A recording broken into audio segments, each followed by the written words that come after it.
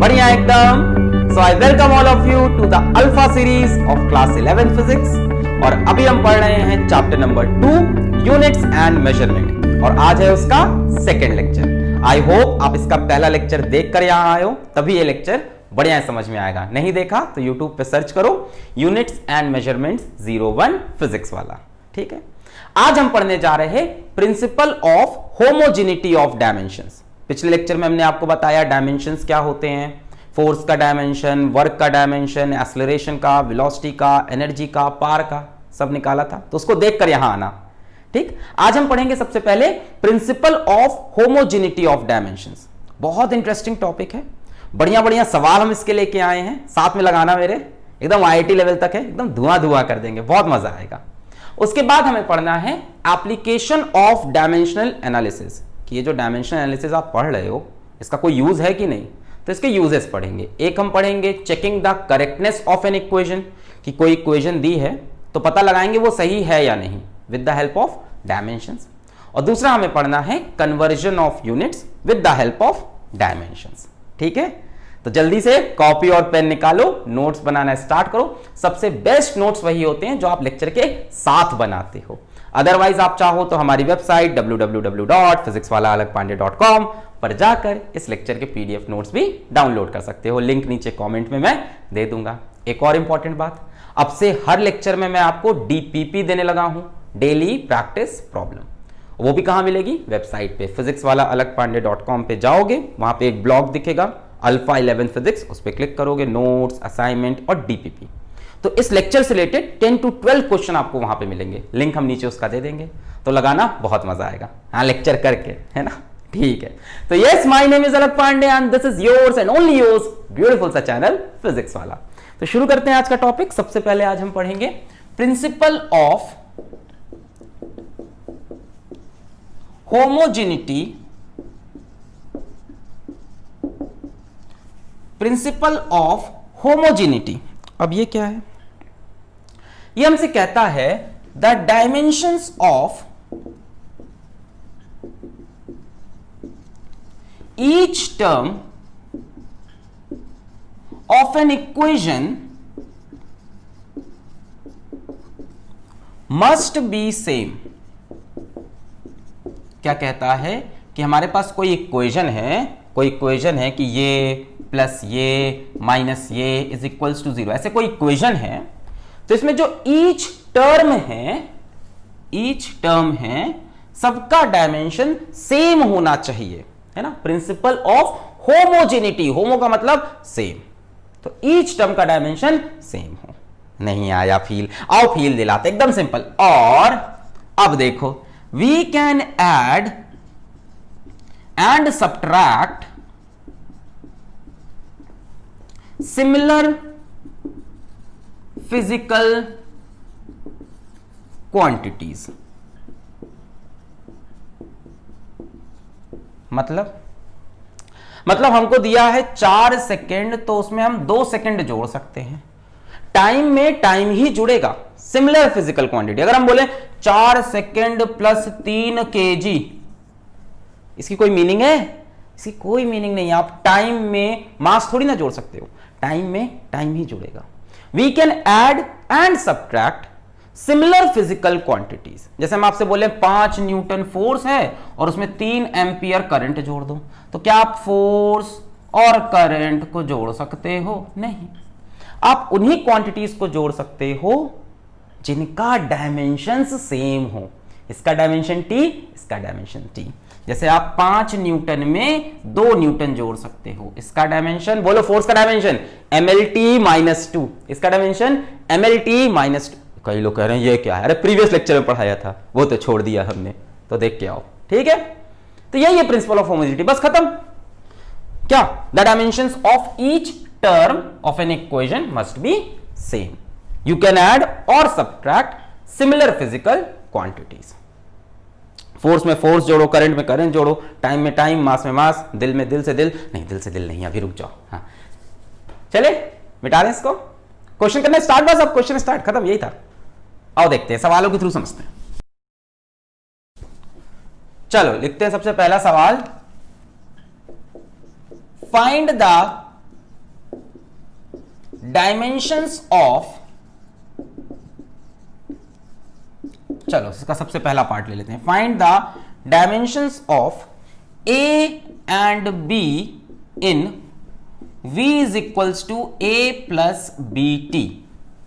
इसमें यह गिवन है कि v वेलोसिटी है और यह गिवन है कि t टाइम है।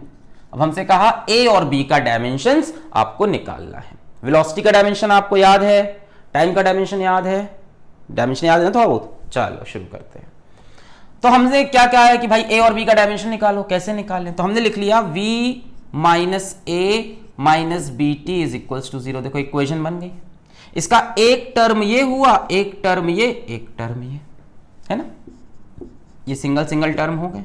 और इन्होंने बोला उन्हीं टर्म को ऐड और सब्ट्रैक्ट कर सकते हैं जिनका डायमेंशन सेम हो, यानी dimension of A will be same as dimension of v। तो सीधा dimension of a is same as dimensions of v, या डायमेंशन को हम d लिखना स्टार्ट कर देंगे, ठीक है, स्मॉल d। अभी आज के लेक्चर के लिए बार बार कौन लिखे इतना लंबा। तो dimensions of a, d of a, dimensions of v। Velocity क्या होता है बच्चों? वेलोसिटी क्या होता है? मीटर पर सेकंड में होती है, यानी लेंथ अपॉन टाइम, यानी l बाई टी, यानी lt minus 1, length upon time. तो खत्म, lt माइनस 1। लो मिल गया डायमेंशन a का। अब इसमें चाहो तो आगे आप m0 भी लगा सकते हो, है ना, m की पावर 0, l की पावर 1, t की पावर माइनस 1, ऐसे 0 भी लगा सकते हो, क्योंकि इसमें मास नहीं दिख रहा है तो मास की पावर 0 कर दी। अब ये ना भी करो तो चलेगा आज के लेक्चर में, ठीक है। फिर हमसे कहा b का डायमेंशन निकालो। अच्छा, अब ये जो पूरा टर्म है इसका डायमेंशन और इसका डायमेंशन सेम होगा। क्या डायमेंशन ऑफ b v के बराबर होगा? नहीं, डायमेंशंस ऑफ ईच टर्म बोला है। ये पूरा एक टर्म है और ये एक टर्म है, यानी आप लिखोगे डायमेंशंस या d of b is equals to d of bt is equals to d of v। ये पूरा एक टर्म है ना, d of bt is equals to d of v। तो b का डायमेंशन नहीं पता, t टाइम है, टाइम का डायमेंशन t, और वेलोसिटी का डायमेंशन lt माइनस 1। यहां से b का डायमेंशन क्या हो जाएगा? l, और t उधर चला जाएगा, t की पावर माइनस 2। मिल गया dimension of a and b। चांद सिफारिश जो करता हमारी, देता वो तुमको बता, शर्मो हया के पर्दे गिरा के, करनी है हमको खता, जिद है अब तो है खुद को मिटाना, होना है तुझ में फना। चलो इसमें क्या करना है? Find the dimension of A B C D E, सबका डायमेंशन निकालना है ए बी सी डी ई का। गिवन है कि जो अपना x है that is x is a displacement, distance displacement, अभी जो समझो, अभी कोई दिक्कत नहीं, एंड t इज टाइम, अभी डायमेंशन की बात है, कोई दिक्कत नहीं। आपको a b c d e का डायमेंशन निकालना है, तो pause the video right now and solve this question. Pause करके ट्राई करो, चलो एक बार। Okay, so have you attempted this question? Okay, now I'm going to attempt this. I have studied English from UK. सारे बच्चे जानते हैं बात। चलो स्टार्ट करते हैं। यहाँ पे टर्म्स क्या क्या है? अच्छा एक काम करें, इसको इधर लाएं, इधर लाना जरूरी क्या है, ऐसे ही समझ लो यार, ले आए। अच्छा, x minus A minus B T minus C T square minus D T cube upon E plus T, है ना, लाने से कोई फायदा नहीं है, एक ही बात है।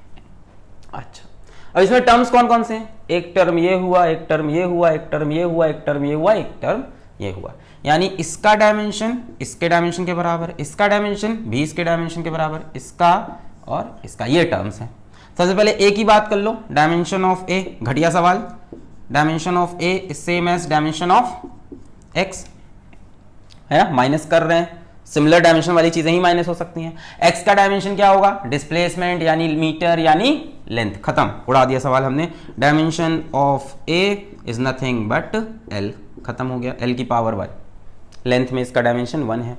आओ बीटी पे आते हैं, BT Bluetooth, dimension of BT is same as dimension of X, ये टर्म इससे कंपेयर कर दिया। बी का डायमेंशन पता नहीं, टी का डायमेंशन टाइम, एक्स का डायमेंशन एल, तो डायमेंशन ऑफ बी कितना हो जाएगा? ये इधर गया, एल टी माइनस 1। बोलो क्लियर है?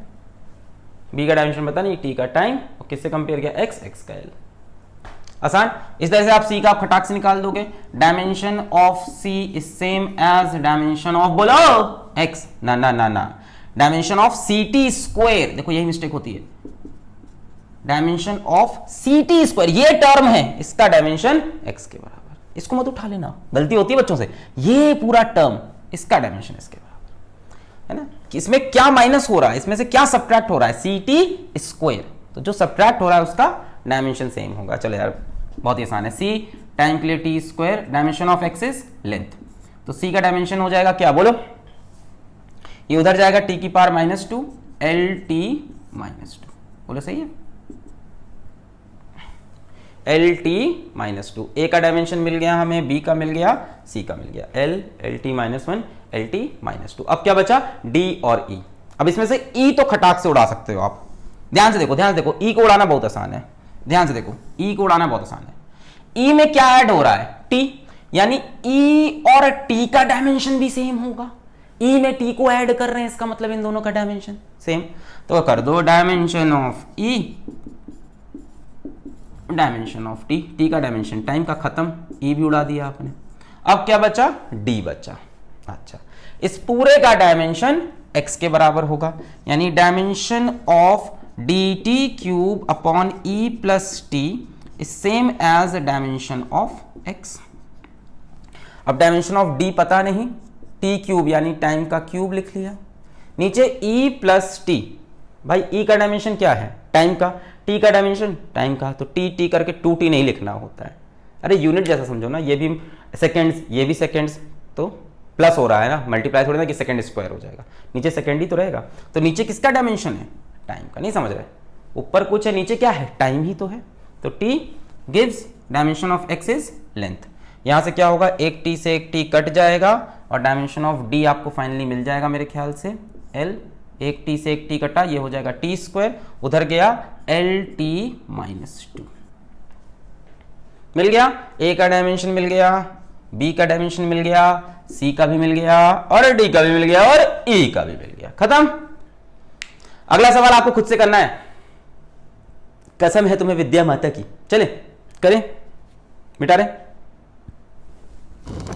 अच्छा क्या होता है, क्लास 11 को बच्चे बहुत ही हल्के में लेते हैं कि अभी तो 10th में बोर्ड पास हुए हैं सर, इस साल बड़े हुए हैं, है ना, इस साल प्यार मोहब्बत करेंगे, इस बार मौज मस्ती करेंगे, दोस्तों के साथ घूमेंगे, खैर अभी घूम नहीं पा रहे हो, और इसका रिजल्ट क्या होता है, इसका रिजल्ट होता है क्लास 11th का पहला एग्जाम, है ना, उसमें क्या होता है 90% क्लास फेल, पूछ लेना अपने सीनियर से।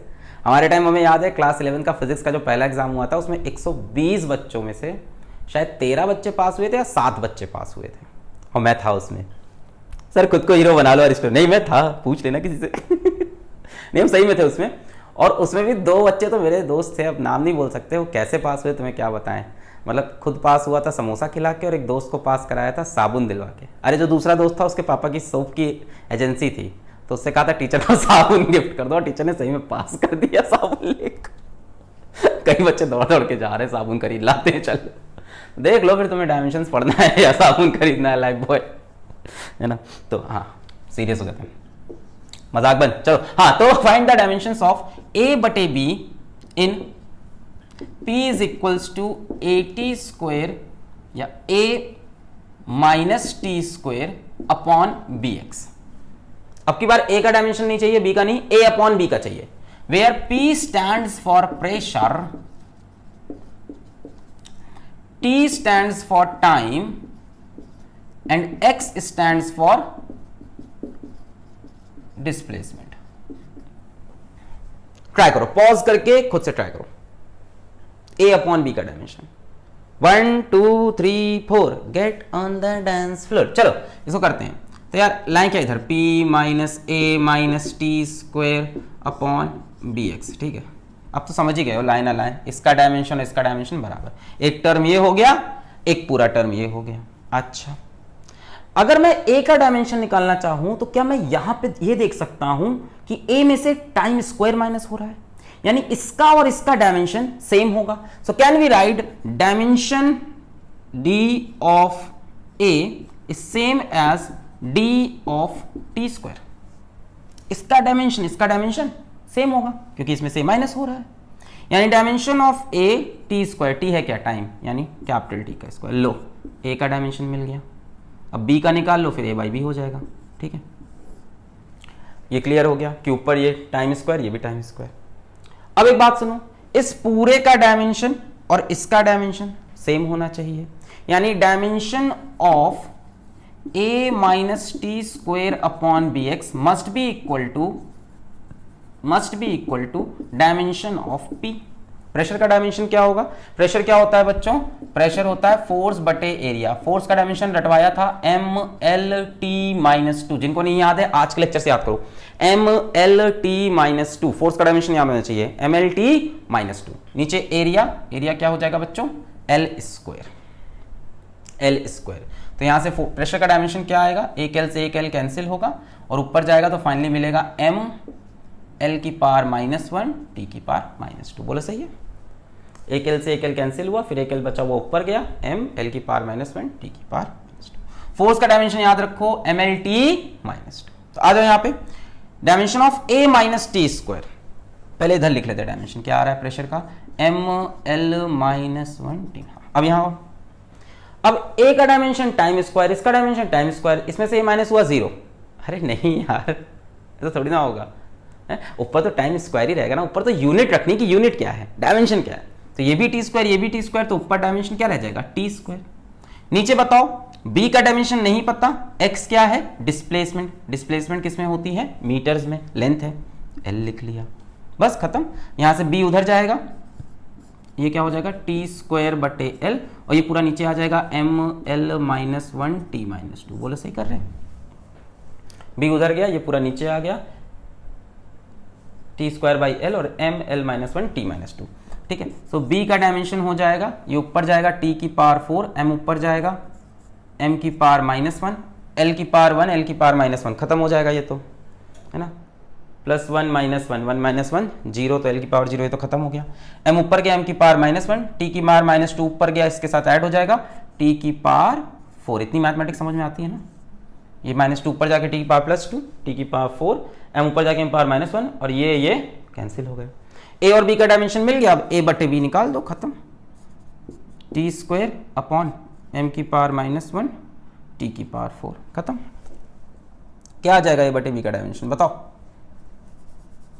बोलो भाई, a बाई b का डायमेंशन सभी लोग बोलेंगे, ये t की पावर 4 ऊपर जाएगा, t की पावर -2 हो जाएगा, m की पावर -1 ऊपर आके m हो गया, t की पावर 4 जाके t की power -2, MT-2। Dimensions of a बटे b MT-2। बोले सही है, t की पावर 4 ऊपर गया, t की पावर -2 +2, सो t की पावर -4 और +2 -2 और m। क्लियर है, चलिए अब एक बढ़िया सवाल लेते हैं ना, थोड़ा डिफरेंट सवाल लेते हैं, मिटा रहे हैं।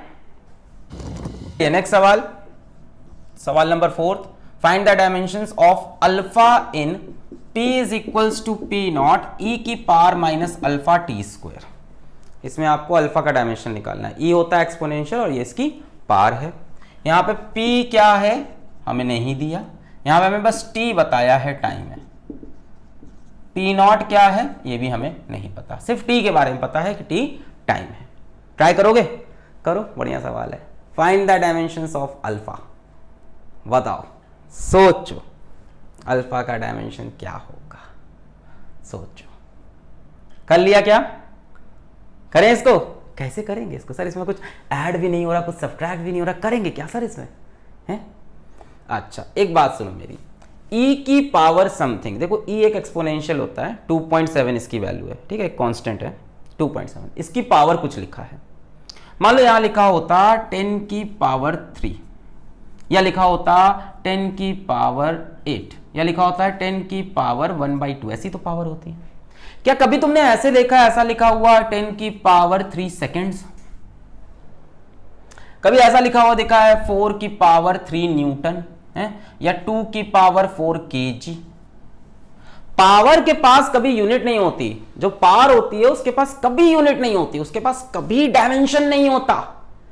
किसी भी चीज की जो पावर होती है बच्चों, वो कंप्लीटली डायमेंशन लेस क्वांटिटी होती है। सवाल खत्म, धुआं धुआं हो गया, इसमें इन सब से कुछ लेना ही देना नहीं। आप पावर पे गए, आपने कहा ये पूरा टर्म डायमेंशनलेस, ये एक वैल्यू है 2.7 की पावर, ये तो जब भी किसी नंबर की पावर जो लगी होती है वो प्योर नंबर होता है।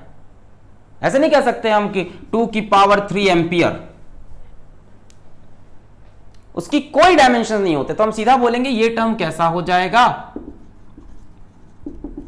डायमेंशन लेस हो जाएगा। तो आप लिखोगे alpha T square, dimension of alpha T square dimension less, यानी m0 l0 t0। अल्फा का डायमेंशन नहीं पता, टी पता है टाइम, तो T square m0 l0 t0। यहां से अल्फा का डायमेंशन क्या हो जाएगा, m0 l0 और t की पावर -2। क्लियर? पावर्स जो होती हैं वो डायमेंशनलेस होती हैं, ये आपने एक पकड़ ली नई चीज। इसी से रिलेटेड एक अगला सवाल देखते हैं, मिटा दें इसको। चलिए नेक्स्ट सवाल लेते हैं, इसको आप खुद से करोगे, मैं आपको 4 ऑप्शन दूंगा, आप टिक मारोगे, ठीक है। Find the dimension of beta in p is equals to alpha बटे बीटा। है सर क्या कर रहे हो, e की पावर माइनस अल्फा जेड बटे के थीटा। हाँ सर तभी तो ये खुद से करना है, ठीक है। Find the dimension of beta. कुछ इंफॉर्मेशन गिवन है, जैसे p बच्चों प्रेशर है, P को हम क्या कहते हैं, प्रेशर कहते हैं। और क्या गिवन है हमें, Z गिवन है, Z क्या है, डिस्टेंस है। और क्या गिवन है हमको, थीटा गिवन है, थीटा क्या है, टेम्परेचर है, ठीक है। और टेम्परेचर के लिए आप यूज करना डायमेंशन K यूज कर लेना, ठीक है। और हमें K भी गिवन है, टेम्परेचर के लिए थीटा यूज कर लो फिर। और हमें K गिवन है, K क्या चीज है, बोल्ट्जमैन कांस्टेंट है। बस सर हम जा रहे लेक्चर छोड़ के, काका लेके आए हो आप, अरे मजा आएगा, समझा देंगे। बोल्ट्जमैन कांस्टेंट है, हेल्प करने के लिए इसकी यूनिट आपको गिवन है, केजी मीटर स्क्वायर पर second square kelvin, KG metre square पर सेकेंड स्क्वायर और केल्विन, ये आपको इसकी यूनिट गिवन है। अब ट्राई करो, ऑप्शन दे देते हैं आपको। What are the options you have, what are the option you have. आपके पास ऑप्शन है ml स्क्वायर, आपके पास ऑप्शन है m0l स्क्वायर, आपके पास ऑप्शन है ml-2 और आपके पास ऑप्शन है m स्क्वायर l-2। ट्राई करो, पॉज करके ट्राई करो। बढ़िया सवाल है, जेई का आया हुआ है, आईआईटी का आया हुआ सवाल है। अरे हिला देंगे, धुआं धुआं कर देंगे, कंसेप्ट आता है अपन को। देखो हेल्प करने के लिए इसकी यूनिट दे दी है, इससे आप इसका डायमेंशन बना सकते हो, ठीक। टेम्परेचर के लिए थीटा यूज करना हो थीटा, के यूज करना हो के, जैसे तुम्हें अच्छा लगे। चलो किया जाए। चलो हमें बीटा का डायमेंशन चाहिए, इसका डायमेंशन कैसे मिलेगा, कैसे मिलेगा, कैसे मिलेगा यार। इस पूरे का डायमेंशन शायद इसके बराबर हो, पर सर ये अच्छा छोड़ो, एक काम करते हैं, पार वाला जो कंसेप्ट सीखा पहले वो लगाते हैं कि ये पूरी पार है तो ये कैसी होगी, डायमेंशनलेस होगी। तो हम लिख लेते हैं dimension of alpha Z upon के थीटा क्या होगा, dimensionless, m0 l0 t0। Alpha का डायमेंशन नहीं पता, z का पता है क्या, डिस्टेंस, डिस्टेंस तो सिंपल लेंथ हो जाएगा l। k क्या है हमारे पास, बोल्ट्जमैन कांस्टेंट, बोल्ट्जमैन कांस्टेंट की यूनिट दी है kg यानी मास, मीटर स्क्वायर यानी लेंथ का स्क्वायर, सेकेंड पर सेकेंड स्क्वायर यानी t की पावर -2 और पर केल्विन यानी टेम्परेचर थीटा की पावर -1। बोलो सही है, ये दोनों डिवाइड हो रहे हैं ना। केल्विन क्या होता है, टेम्परेचर ना, यानी अपॉन टेम्परेचर है तो थीटा की पावर -1। तो इसका आपको डायमेंशन मिल गया ml स्क्वायर टी की पावर -2 थीटा की पावर -1। और क्या है हमारे पास, थीटा है अपने आप में, टेम्परेचर। ये किसके बराबर है, m0 l0 t0। चलो भैया अब क्या होगा, इस एक l से एक l कट जाएगा और क्या होगा, थीटा की पावर -1 और थीटा की पावर 1 ये भी आपस में कट जाएंगी। अब क्या होगा, अल्फा की डायमेंशंस क्या हो जाएंगे, ये इधर चला जाएगा, mlt-2, अल्फा फोर्स का डायमेंशन देखो आ रहा है, ये बचा mlt-2। पर हमें तो बीटा का डायमेंशन चाहिए, अभी तो अल्फा का मिला। समझ में आया, हमने बोला ये डायमेंशनलेस है, आपने कहा ठीक है, हमने कहा इसको इक्वेट कर दे डायमेंशनलेस, आपने कहा ठीक है, हमने कहा अल्फा इंटू जेड का डायमेंशन है, फिर हमने कहा के का डायमेंशन, आपने कहा छिच्छी, फिर भी आप लेके आए केजी के लिए मास के लिए m, इसके लिए l स्क्वायर, इसके लिए t-2 और केल्विन के लिए थीटा -1 रखा, ये सब हुआ कुचुर पुचुर और ये मिला हमें mlt-2। अच्छा तो अल्फा का डायमेंशन लिख के रख लेते हैं, शायद काम आए, mlt-2। अब जरा ध्यान से देखो, इसका डायमेंशन और इस पूरे का डायमेंशन सेम होना चाहिए। एक टर्म ये है, एक टर्म ये है, यानी dimension of P must be equal to dimension of alpha बटे बीटा। और इसको नहीं लिख रहे, क्यों नहीं लिख रहे भाई? किसी चीज की पावर कुछ लगाओगे तो एक रियल वैल्यू आएगी, एक रियल नंबर आएगा, यूनिट थोड़ी ना आएगी। जैसे हम बोले E क्या है 2.7, इसकी पावर मान लो 1 लिख के आ जाए तो 2.7 आ जाएगा, पावर 2 आ जाए तो इसका स्क्वायर हो जाएगा। इसकी कोई यूनिट थोड़ी ना हो सकती है, 10 की पावर -3 की कोई यूनिट होगी? ये तो एक नंबर है ना, तो इसको भी छोड़ सकते हैं, यानी इसका डायमेंशन सीधा सीधा इसके बराबर हो जाएगा। और ये टर्म तो डायमेंशनलेस है, एक कांस्टेंट टर्म दे रहा है ये। क्लियर है? E क्या है? एक कांस्टेंट है, तो ये तो कांस्टेंट आएगा। तो dimension of P is dimension of alpha by beta. Pressure का डायमेंशन क्या होगा बच्चों? प्रेशर क्या होता है? प्रेशर होता है फोर्स अपॉन एरिया, और dimension of alpha by beta. Force का डायमेंशन mlt-2, एरिया का डायमेंशन l²। अल्फा का फोर्स का डायमेंशन mlt-2 याद कराया मैंने, अल्फा का डायमेंशन mlt-2, तो बीटा का डायमेंशन दिखने लगा खुद से। ये और ये बराबर होगा, यानी ये और ये भी बराबर होंगे। जस्ट चिल होंगे कि नहीं? ये बराबर तो ये बराबर, तो बीटा का डायमेंशन l², यानी dimension of beta is m0 l² t0। देखो कुछ है ऐसा? ये नहीं है, ये है। क्लियर है? चलो एक और नए तरह का सवाल लेते हैं। नेक्स्ट समझ में आया? बहुत बढ़िया, बहुत बढ़िया। अच्छा है, नया सवाल लेते हैं। y, हर क्वेश्चन में कुछ कुछ नया। y is equals to a sine omega T minus K X. ठीक है, हमने वेव की इक्वेशन उठा ली। वेव की equation y is equals to a sine omega T minus K X. अब इसमें हमको दिया है, हमें निकालना है dimension of a omega and k, a omega and k, ये निकालना है। हमको दिया है डायमेंशन ऑफ y, मतलब y बता रखा है डिस्प्लेसमेंट है, हमको बता रखा है t टाइम है, और हमको बता रखा है x क्या होगा, सभी समझ गए हैं? x होता है डिस्टेंस ट्रेवल बाय वेव होता है। अभी डिस्टेंस लिख देते हैं। अभी आपको क्या मतलब वेव से, अभी तो आपको ये क्वेश्चन उड़ाना है। तो a ओमेगा और k का डायमेंशन निकालो। सोचो इसमें क्या करेंगे, क्या करेंगे, क्या करेंगे, ये कैसे होगा सर? देखो ये साइन के अंदर जो भी लिखा है वो एक एंगल होगा। Sine 60 degree minus 30 degree, 45 degree minus 30 degree, 90 degree minus, अरे ऐसी तो कुछ होगा। अरे भाई साइन के अंदर क्या लिखा होगा? साइन 60 डिग्री माइनस 30 डिग्री, ऐसा कुछ लिखा होगा, या लिखा होगा 90 डिग्री माइनस 45 डिग्री, कुछ भी हो, साइन के अंदर तो एंगल होगा ना। अगर आपको प्रीवियस लेक्चर याद हो, एंगल डायमेंशन लेस होता है। याद है एंगल क्या होता है? डायमेंशन लेस होता है।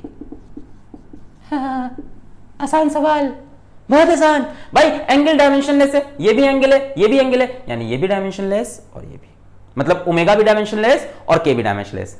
लुटिया दुबा दो तुम लोग, ओमेगा नहीं, ये पूरा डायमेंशन लेस। हाँ तुरंत, हाँ यस सर, ऐसा नहीं, ये पूरा डायमेंशनलेस और ये भाई, ये अपने आप में एक एंगल है जैसे 60 डिग्री, ये अपने आप में एक एंगल है 30 डिग्री, तो ये पूरा डायमेंशनलेस और ये dimensionless. Angles are dimensionless quantity. तो आप सीधा बोलोगे dimension of omega T m0 l0 t0, ये एक एंगल है, ये एक एंगल है। ओमेगा का डायमेंशन नहीं पता, टी टाइम है, m0 l0 t0 खत्म। ओमेगा डायमेंशन मिल गया, क्या हो जाएगा? m0 m0 l0 t की पावर -1, खत्म। इसी तरह से डायमेंशन ऑफ kx क्या है? डायमेंशनलेस, यानी m0 l0 t0। k का डायमेंशन नहीं पता, x का डायमेंशन बोलो। x है डिस्टेंस, डिस्टेंस यानी लेंथ, m0 l0 t। बढ़िया प्रैक्टिस करा दी है। k का डायमेंशन m0 l की पावर -1 t0, सही है। ये पूरा डायमेंशनलेस, तो ओमेगा इंटू टी को हमने डायमेंशन लिख दिया। ये डायमेंशनलेस, तो k इंटू एक्स को डायमेंशन लिख दिया। t के लिए टाइम रख दिया, x के लिए लेंथ रख दिया, उधर m0 l0 t0। क्लियर? ये खत्म हुई कहानी। ओमेगा निकल गया, k निकल गया, अब क्या बचा? a। अच्छा एक बात बताओ, ये साइन जो भी लिखा है इसकी कुछ वैल्यू आएगी ना?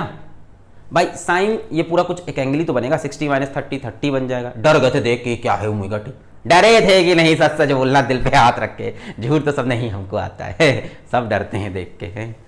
हाँ तो ओमेगा टी, अभी हिम्मत भी नहीं हो रही ना पूछने की सर ये क्या से है, समझाओ ये इक्वेशन। कई होते हैं ना क्लास में जब आप लोग पढ़ते रहते हो, sir I want to know sir where we are going to use this equation, और फिर मैं बताऊंगा actually this is the equation of a plane progressive harmonic wave which is traveling in the positive x direction where omega is the angular frequency of नहीं सुनना sir तो मत पूछा करो। कुछ होते हैं पर ना पूछ लेते हैं, चलो वापस आते हैं सीरियस।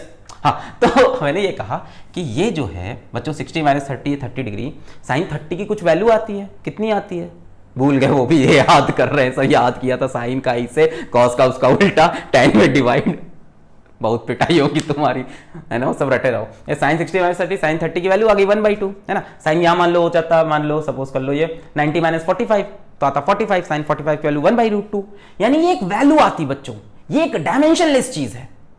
कहने का मतलब y का डायमेंशन सीधा सीधा a के बराबर हो जाएगा, क्योंकि ये तो एक न्यूमेरिकल वैल्यू है भाई। साइन थीटा की वैल्यू क्या आती है, मैक्सिमम आती है +1, मिनिमम आती है 0, वो तुम्हारा भ्रम है -1। ठीक है, वेलकम टू क्लास 11th। तो इसकी मैक्सिमम वैल्यू +1, मिनिमम वैल्यू -1, तो एक वैल्यू तो आएगी। So you can write dimension of y is dimension of what, a, खत्म। y क्या है, डिस्प्लेसमेंट, डिस्प्लेसमेंट डायमेंशन l, तो a का डायमेंशन भी l। अरे ये तो एक वैल्यू है, क्लियर है। तो a का डायमेंशन भी मिल गया, ओमेगा का भी मिल गया और k का भी मिल गया। ठीक है, ओमेगा होती है एंगुलर फ्रीक्वेंसी, k को बोलते हैं हम लोग वेव नंबर 2π/λ। छोड़ो जी, चलो क्लियर है। एंगल वाला समझ में आ गया, पार वाला एंगल वाला डील करना समझ में आ गया। अब यहीं लिखा हो tan तो कर लोगे, यहीं लिखा हो cos तो कर लोगे, कि जितना भी चीज साइन tan या cos के अंदर है जो एंगल है वो डायमेंशनलेस है। क्लियर। अब यार इसके सवाल बहुत हैं, आप प्रैक्टिस कर लेना, डीपीपी में मैंने दे रखे हैं सवाल इसके, तो वहां से आप लगा लेना, वेबसाइट विजिट करके ऐसे कराते रहें, जो मेन कॉन्सेप्ट हमने आपको सिखा दिया। अब आते हैं application of dimensional analysis. Dimensional analysis, अगर आप लोग नए हो तो चैनल को सब्सक्राइब, नहीं ये नहीं कहने चाहते, अगर आप लोग नए हो तो ये जान लो कि मेरी स्पेलिंग में बहुत मिस्टेक होती है। Application of dimensional analysis, because मैं अंग्रेजी यूके से पढ़ के आया हूं। तो सबसे पहला एप्लीकेशन, हल्का फुल्का कुछ पढ़ लेते हैं एप्लीकेशन, है ना। तो पहला एप्लीकेशन इसका ऐसा है जैसे असिस्टेंट का होता है। जैसे मान लो कि एक बड़ा प्रोफेसर है और उसकी एक असिस्टेंट है, असिस्टेंट का नाम है बबीता, है ना, हमारी प्यारी बबीता, है ना, जो चल रही है। तो एक प्रोफेसर है, उसके असिस्टेंट बबीता है। प्रोफेसर ने एक बढ़िया सा क्वेश्चन पेपर बनाया, एकदम सेट कर दिया, और बबीता से कहा कि एक बार चेक कर लो कि नंबरिंग सही है कि नहीं, है ना। पूरा पेपर जोड़ने पे 70 नंबर 100 नंबर का आ रहा है कि नहीं, एक बार जोड़ लो, देख लो कहीं हमने स्पेलिंग मिस्टेक तो नहीं कर दी है। तो ये जो बबीता है ये असिस्टेंट जैसी है ना, ये नहीं कह सकती कि क्वेश्चन आपने गलत डाल दिया, ये क्वेश्चन इंपॉर्टेंट नहीं है, ये क्वेश्चन बच्चों से सॉल्व नहीं होगा, कुछ हलवा डाल दीजिए। ठीक है, ये वाली नहीं है वो ये सब नहीं कर सकती। ठीक है, बस वो ये बता सकती है जोड़ के 100 नहीं आ रहा है ना, क्वेश्चन नंबर 1 के बाद आपने 3 लिख दिया, 2 मिस कर दिया, असिस्टेंट टाइप का। तो डायमेंशनल एनालिसिस का जो पहला हम यूज पढ़ेंगे वो असिस्टेंट टाइप का है। ऐसा नहीं है कि बहुत बड़ा काम कर रहा है, थोड़ा सा हेल्प करेगा इन checking the correctness of an equation. इतनी लंबी कहानी क्यों सुनाई, ये बताते हैं। Checking the correctness of equation. आप सोचो ये क्या रामबाण मिल गया, अब तो हम किसी इक्वेशन को भी टेस्ट कर लेंगे सही कि गलत, ऐसा नहीं है। बस ऊपर से जो बहुत फंडामेंटल गलती होगी वही पकड़ी जाएगी। ठीक है, पूरा फॉर्मूला किसी ने गलत लिखा है तो क्या पता पकड़ में भी ना आए, कोई गारंटी नहीं है। चेकिंग द, अभी दिखाएंगे कैसे, करेक्टनेस ऑफ एन इक्वेशन। सुनो, अगर कोई इक्वेशन सही लिखी है तो उसके LHS और RHS के, उसके LHS और RHS के हर एक टर्म का डायमेंशन सेम होगा, ये कहते हैं। For a correct equation dimension of each term on LHS should be equal to dimension of each term on RHS। ये बता पाएगा इक्वेशन डायमेंशन के हिसाब से करेक्ट है कि नहीं, बस यही बता पाता है। ठीक, अभी दिखाते हैं कैसे गलती भी हो सकती है। ये असिस्टेंट का काम है, ऊपर ऊपर चेक कर सकता है। क्या पता जो तुम्हारा टीचर उसने उठा के किसी और चैप्टर का क्वेश्चन दे दिया हो जो कि सिलेबस में नहीं हो, ये सब नहीं पता लगा पाएगा ये, समझ रहे हो। अभी देख एक एग्जांपल लेते हैं यार, इतनी बातें क्या हो। डायमेंशन आरएचएस का और एलएचएस का क्या हो, बराबर हो तो इक्वेशन करेक्ट है। चलो question, check the correctness of equation, check the correctness of equation s is equals to ut plus half at square। ये तो सुनी सुनी लग रही है ना। s is equals to ut plus half at square बोला, इसको चेक करके बताओ कि इक्वेशन सही है कि नहीं। और हमको गिवन है कि s stands for displacement, a stands for acceleration, t stands for time, u stands for initial, अरे छोड़ो यार, u stands for velocity, ठीक है। s डिस्प्लेसमेंट है, u वेलोसिटी है, t टाइम है, a एक्सेलरेशन है। तो बोला है पता करो ये करेक्ट है कि नहीं। चलो LHS के टर्म्स उठाते हैं लेफ्ट हैंड साइड के। लेफ्ट हैंड साइड में एक ही टर्म है s क्या है, डिस्प्लेसमेंट, डिस्प्लेसमेंट का dimension, sorry s displacement, displacement dimension l, ये हो गया। आओ अब RHS के टर्म्स उठाते हैं। LHS में ये है, RHS में ये सब है। RHS का पहला टर्म ये होगा और दूसरा टर्म ये होगा। तो ut का डायमेंशन, u क्या है, वेलोसिटी, वेलोसिटी क्या होता है, मीटर पर सेकेंड, यानी length upon time, metre per second. और t क्या है, टाइम, कैंसिल हो गया, डायमेंशन इसका l आया, यानी इस टर्म का भी l है, इसका भी l है। एक और टर्म है हाफ at स्क्वायर, इसको भी देख लेते हैं, हाफ at स्क्वायर। अब सुनो, हाफ का तो कोई डायमेंशन है नहीं, नंबर है। एक्सेलरेशन किस में होता है बच्चों, मीटर पर सेकेंड स्क्वायर, यानी लेंथ अपॉन टी स्क्वायर और इंटू टी स्क्वायर। तो टी स्क्वायर मर गया, इसका डायमेंशन भी l। तो भैया इसका डायमेंशन भी l, इसका डायमेंशन भी l, इसका डायमेंशन भी l, यानी ये इक्वेशन करेक्ट है। निकल गई बबीता काम करके। अब अगर टीचर ने, जो प्रोफेसर ने पेपर बनाया था, उसने यहां हाफ की जगह 2 भी रखा होता, तब भी बबीता क्या बोलती है, करेक्ट है। ये प्रॉब्लम है। फंडामेंटल में एक बहुत बड़ी गलती भी हो जाए तो पकड़ में नहीं आएगा। यहां पे 2 लिखा हो तो भी वो बोलती कि 2 का कोई डायमेंशन नहीं, बोलती है हाँ ठीक है सही है। अब समझे, तो कहने की बात है कि करेक्ट तुम पता कर लोगे, सिर्फ डायमेंशनली करेक्ट है कि नहीं पता चलेगा, डायमेंशंस पे स्टैंड कर रही कि नहीं पता चलेगा। क्लियर है। यहां पे हाफ की जगह वो लिख देता 180 स्क्वायर तो भी सही बताता है।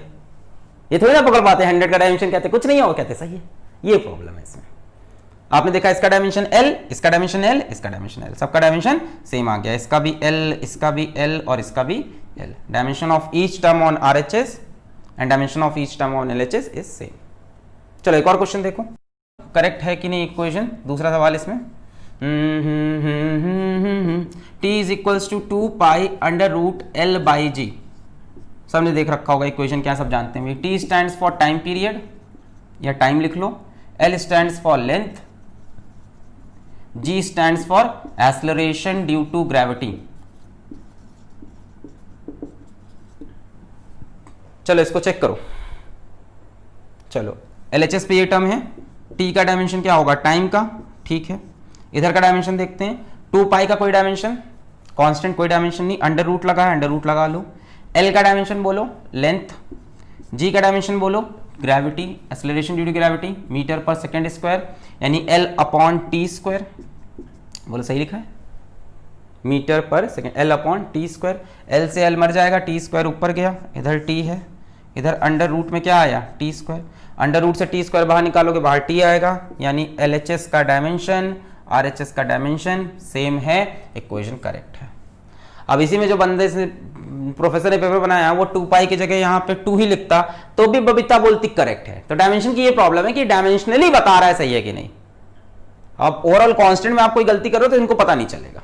अब बताओ वो लेंथ की जगह लिख देता डिस्टेंस d या रेडियस r तो भी कहता सही है। कॉन्सेप्ट से लेना देना नहीं है इसका, इसको सिर्फ डायमेंशन की पड़ी है। भाई यहाँ डिस्टेंस लिखते तो भी लेंथ l आता, रेडियस लिखते तो भी l आता। फील हुई बात। एक और करोगे सवाल, चलो question number 3, h is equals to r rho g upon 2s cos theta. हाँ तो h स्टैंड्स फॉर हाइट, इसको मैं एडिट कर दूंगा, and R stands for radius, rho stands for density, G stands for acceleration due to gravity, S stands for surface tension, and theta होता है angle of contact, उससे में कोई मतलब नहीं, कॉस थीटा है ना, कोई एंगल है, कोई एंगल है, एंगल ऑफ कांटेक्ट होता है। चलो आप चेक करो ये करेक्ट है कि नहीं। मेरे ख्याल से हाइट का डायमेंशन आपको पता होगा, रेडियस का पता चल जाएगा, density mass upon volume, acceleration due to gravity, surface tension होता है बच्चों force upon length, force per unit length होता है, फोर्स अपॉन लेंथ। करो खुद से चेक, पॉज करो, आई काउंट टिल 5, 1 2 3 4 5। चेक कर लिया, गलत आया होगा। चलो देखते हैं। हाइट का डायमेंशन हो जाएगा L, इस तरफ आओ, डायमेंशन लिखते हैं। R का dimension L, density mass upon volume, density kg per metre cube, यानी m upon L cube, m upon L cube. Acceleration due to gravity metre per second square, यानी लेंथ अपॉन टी स्क्वायर, और क्या है 2s cos theta. 2 का कोई dimension नहीं होगा, s का डायमेंशन फोर्स पर लेंथ, फोर्स का देखो s का डायमेंशन फोर्स पर लेंथ, तो फोर्स क्या हो जाएगी ml t minus 2 upon l। चलो चेक करते हैं सेम आ रहा है कि नहीं। सही है, s का डायमेंशन क्या होगा ml t minus 2 upon l, ml t minus 2 upon l। इसका कोई डायमेंशन होगा नहीं, cos थीटा है ना, cos 30 की वैल्यू, cos 60 की वैल्यू, इसकी मैक्सिमम वैल्यू +1 मिनिमम -1, उनके बीच में कुछ वैल्यू है। चलो कट्टम पिटम खेला जाए, कट्टम कुट्टम कुटुक कुटुक कुटुक कुटुक कुटुक टुक टुक टुक टुक टी की पावर -2 टी की पावर 2 मर जाएगा। L से ऊपर जाके L स्क्वायर होगा, L क्यूब, ये L से एक L काटो तो ये बचेगा L स्क्वायर, यहाँ से एक L और कटा L, टी की पावर -2 से टी की पावर +2 कैंसिल, तो इधर आ रहा है L, इधर आ रहा है, ये ऊपर जाएगा L की पावर -1। क्या ये इक्वेशन करेक्ट नहीं? पहली बार बबीता को लगा कि उसने जिंदगी में कुछ काम किया, अब वो फोन करके अपनी मम्मी को बताएगी। याद है ना बबीता की मम्मी जो कि बहुत स्ट्रिक्ट है, जो कि क्या बोलती है, सुबह जल्दी उठा करो और दूध पिया करो, कहानी से मत भूला करो, कहानियां बहुत इंपॉर्टेंट है, ठीक है। अब बबीता कहेगी हाँ मैंने भी कुछ किया जीवन में, डायमेंशनली इनकरेक्ट है, जाओ सही करके लाओ। प्रोफेसर कैसे सही करेगा इसको? अच्छा अगर तुम प्रोफेसर होते तो अरे यार फिजिक्स यही तो है, अगर तुम सीख नहीं रहे हो ना, कुछ नया नहीं सीख रहे हो तो मजा नहीं, सब कुछ भी कोई भी रटवा सकता है। ये थोड़ी ना तुमको मेरे साथ 2 साल में ये चीज नहीं सीख के जानी है, तुम्हें एप्लीकेशन, जिंदगी के मजे सीख के जाने हैं। इसको तुम सही करके दिखा दो, आज सही करके दिखा दो, 500 रुपए तुम्हारे, मतलब ले लेना खुद से मम्मी के वॉलेट से, बिना सॉरी ऐसा नहीं करना। हाँ चलो इसको सही करके दिखाओ। सोचो अगर यही फॉर्मूला ऐसा लिखा हो 2s cos theta upon r रो जी, तो शायद काम बन जाएगा। इधर से चलने पे L की पावर -1 आ रहा है, उल्टा कर दिया L आ जाएगा। एग्जैक्टली यही सही फॉर्मूला होता है। This is height of a fluid which rises in a capillary tube, surface tension chapter का है। मिटा रहे? अब इसके और सवाल आप डीपीपी में देख लेना, जो कि आपको वेबसाइट मिलेगी। चलो अब दूसरा एप्लीकेशन पढ़ते हैं डायमेंशनल एनालिसिस का, जो कि आज हम पढ़ने जा रहे हैं second application, which is conversion of units. ठीक है, तो है बड़ा फालतू ये, क्योंकि आप सीधा यूनिट से करो तो ज्यादा आसान पड़ता है, इसको डायमेंशन करने में बड़ा लंबा चौड़ा बनता है। अब किताब में दिया तो हम 2 एग्जाम्पल सॉल्व करके दिखा रहे हैं, करना यूनिट से ही कन्वर्जन हमेशा आसान होता है। चलो क्या करते हैं, अच्छा हमारे पास कोई भी फिजिकल क्वांटिटी है, उसको एक यूनिट से दूसरी यूनिट में ले जाना है ना, तो हम क्या करते हैं, एक फॉर्मूला लगाते हैं। ध्यान से देखो, हमारे पास कोई भी फिजिकल क्वांटिटी है, हमारे पास कोई भी फिजिकल क्वांटिटी है ना, तो उसको हम क्या लिखते हैं, n इंटू यू। पिछले लेक्चर में सिखाया था। एक यूनिट से दूसरी यूनिट में जाने के लिए फॉर्मूला यूज करेंगे, n1u1 is equals to n2u2।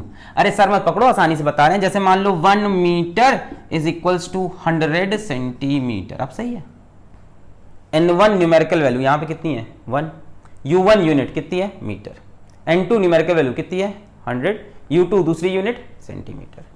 n1 u1 n2 u2, ये किसी सिस्टम में है, ये दूसरे सिस्टम में है। इस सिस्टम में यूनिट क्या ले रहे हैं मीटर, इस सिस्टम में यूनिट क्या ले रहे हैं सेंटीमीटर। जब यूनिट चेंज करोगे तो न्यूमेरिकल वैल्यू सबको पता है चेंज हो जाती है ना। 1 किलोमीटर में कितने मीटर आते हैं, है ना, 1000 मीटर आते हैं। क्लियर है? जब भी यूनिट चेंज करोगे तो आप क्या होगा, वैल्यू भी चेंज हो जाती है। अपने यूनिट बदली मीटर सेंटीमीटर, तो 1 से 100 बन गया। तो ये फॉर्मूला हम यूज करेंगे। ठीक है, कैसे यूज करेंगे एक सवाल से बताएंगे। N1U1 is equals to N2U2। एक सवाल देखो, कन्वर्ट 1 न्यूटन टू डाइन, है ना, मतलब फोर्स की SI यूनिट से आपको फोर्स की CGS यूनिट में जाना है। अब कई लोग को याद होगा ये 1 न्यूटन में कितने डाइन होते हैं, ठीक है, हम लोग देखते हैं करके। SI यूनिट से CGS यूनिट में जाना है। तो सबसे पहले देखो कि किस फिजिकल क्वांटिटी की बात हुई है। तो यहाँ पे कौन सी फिजिकल क्वांटिटी है, न्यूटन किसकी यूनिट है, फोर्स की, तो उसका डायमेंशन निकाल लो। जिस फिजिकल क्वांटिटी की बात हुई है उसका डायमेंशन निकाल लो। फोर्स का डायमेंशन MLT-2, ठीक है। यहाँ पे एक खड़ी पाइप खींच लो बीच में और इसके ऊपर डायमेंशन लिख दो बीच में MLT-2। इस क्वांटिटी की बात हो रही है, MLT-2।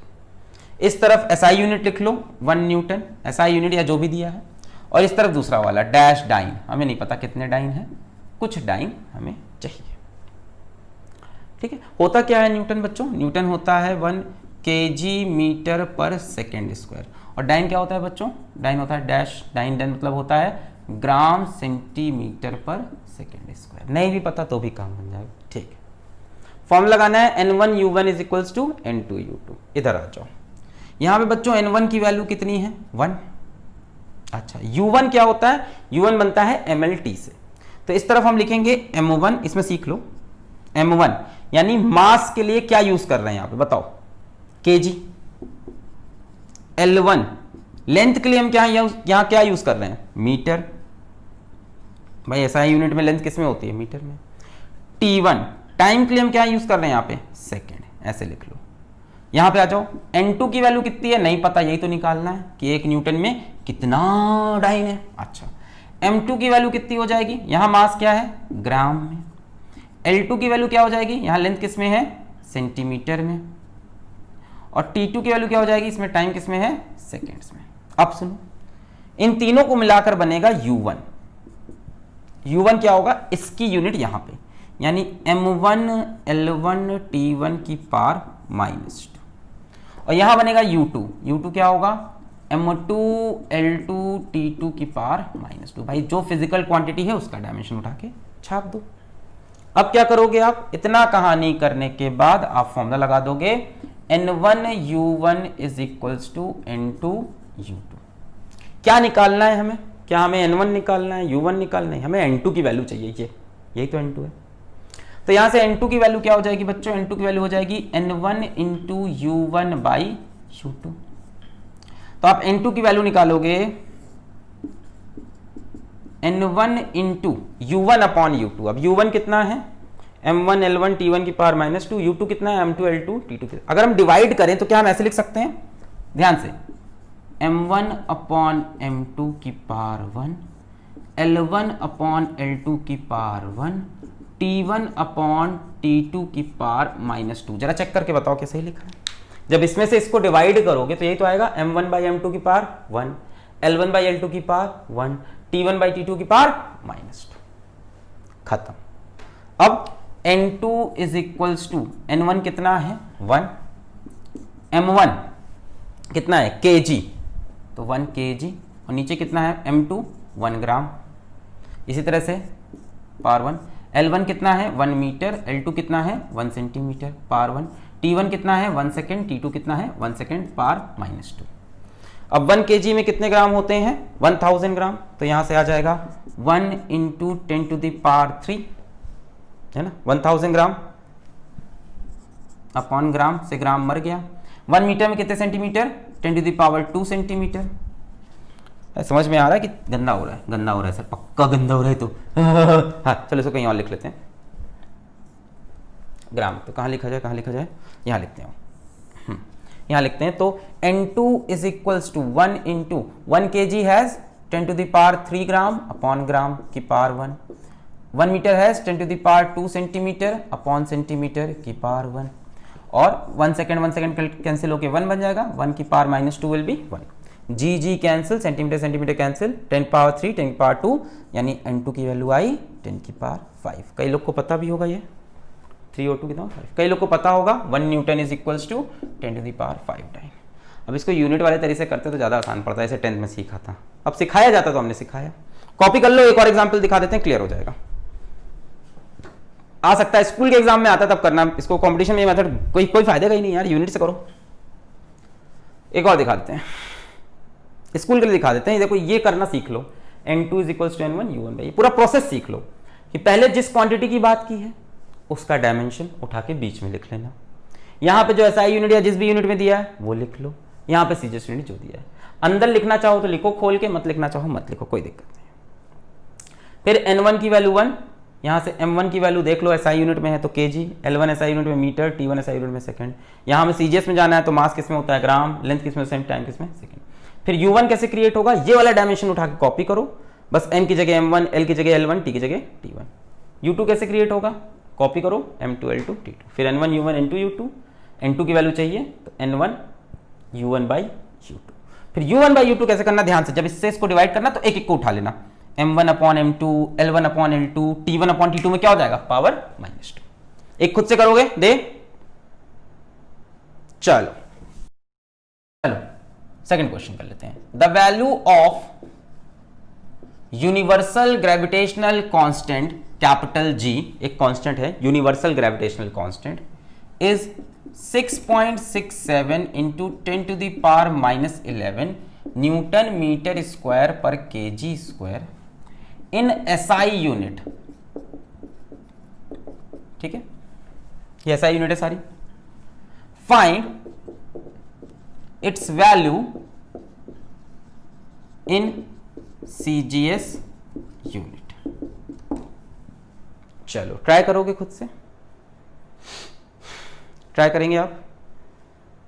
पहले देख लो किसका, जी, तो पहले जी का डायमेंशन चाहिए होगा, जी का डायमेंशन चाहो तो यहां की यूनिट से ही निकाल दो, KG metre per second square होता है न्यूटन, यहीं से निकाल दो, है ना, या चाहो तो आप F is equal to G M 1 by R square बताया।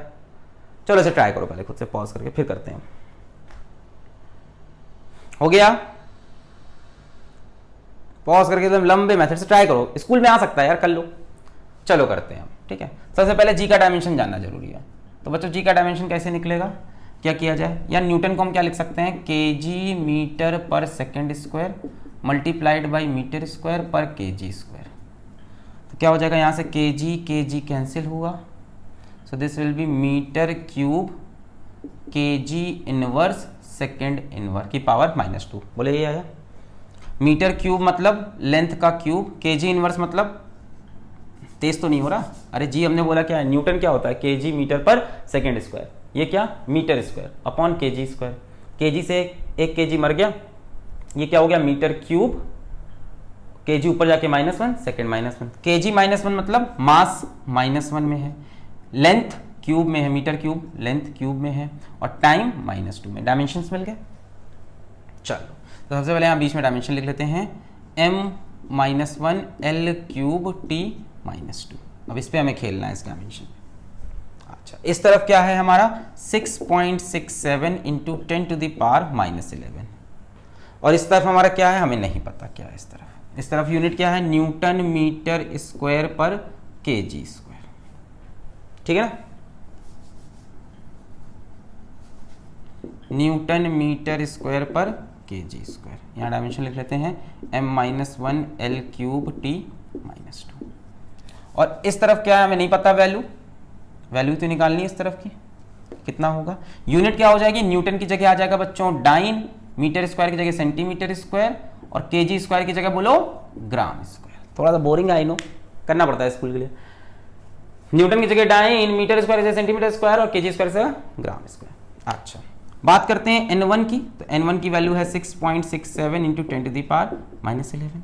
बात करें m1 की, तो एसआई यूनिट में मास किस में होगा, केजी में, L1 की लेंथ किस में होगी, मीटर में, टाइम किस में होगा, सेकेंड्स में, n2 की बात करें नहीं पता, m2 की बात करें ग्राम में, है ना, L2 की बात करें सेंटीमीटर में, टाइम की बात करें सेकेंड्स में, बोलो समझे, यहाँ लेंथ सेंटीमीटर में, मास ग्राम में, वगैरह वगैरह। u1 की वैल्यू लिखनी हो तो डायमेंशन तो यहीं से उठाओगे, m की जगह m1, L की जगह L1, T की जगह T1, पावर कितनी है -1, 3, -2। इस तरह से u2 बना लोगे, m की जगह m2, L की जगह L2, T की जगह T2, पावर -1 क्यूब -2। फिर क्या करोगे आप, फिर वही n1 u1 is equals to n2 u2, N1U1 is equals to N2U2। यहां से N2 की वैल्यू कितनी हो जाएगी, N1U1 बटे U2। N1 अब U1 बटे U2 करेंगे हम, ये अपॉन ये, तो पहले M1 अपॉन M2 पावर कितनी -1, L1 अपॉन L2 पावर कितनी cube, T1 upon T2 power कितनी -2। सॉल्व कर सकते हैं, N1 की वैल्यू भी नहीं रखते। M1 कितना है kg अपॉन ग्राम, kg मतलब चलो लिख लेते हैं kg अपॉन ग्राम की पावर -1, L1 है मीटर अपॉन सेंटीमीटर की पावर क्यूब, और ये है सेकेंड अपॉन सेकेंड की पावर 2। अब आप इसको सॉल्व करोगे, so will get N2 is equals to N1, kg हो जाएगा 10 की पावर 3 ग्राम बाई ग्राम की पावर -1, ये हो जाएगा 10 की पावर 2 सेंटीमीटर अपॉन सेंटीमीटर की पावर 3, और ये हो जाएगा 1 सेकेंड अपॉन 1 सेकेंड की पावर 2। तो ये तो कैंसिल होके 1 की पावर 2 खत्म, सेंटीमीटर सेंटीमीटर खत्म, ग्राम ग्राम खत्म।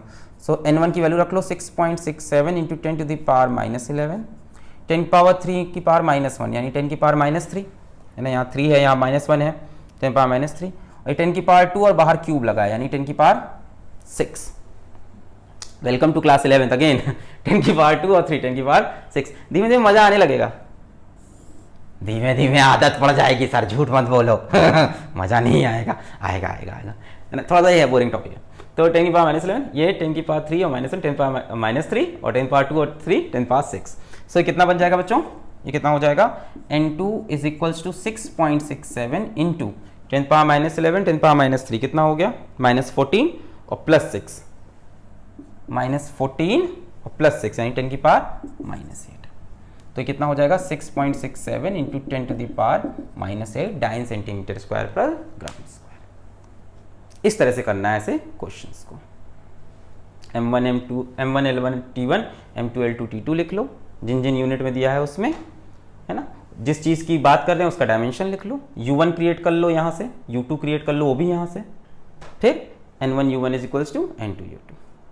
क्लियर है। तो आज के लेक्चर में इतना ही। अगले लेक्चर में एक और एप्लीकेशन ऑफ डायमेंशन है, बट उसके लिए एक पूरा लेक्चर बनेगा, वहां से इंपॉर्टेंट सवाल आते हैं आपके जेई में, तो उसको जरूर हम देखेंगे कि कैसे फॉर्मूला हम क्रिएट कर सकते हैं, कैसे फॉर्मूला हम क्रिएट कर सकते हैं with the help of dimension. हमें अगर पता चल जाए कि कोई फिजिकल क्वांटिटी किस किस चीज पे डिपेंड करती है, तो हम उसका पूरा फॉर्मूला बना सकते हैं। तो ये जादू अगले क्लास में होगा, तब तक के लिए पढ़ाई करते रहो। All the very best.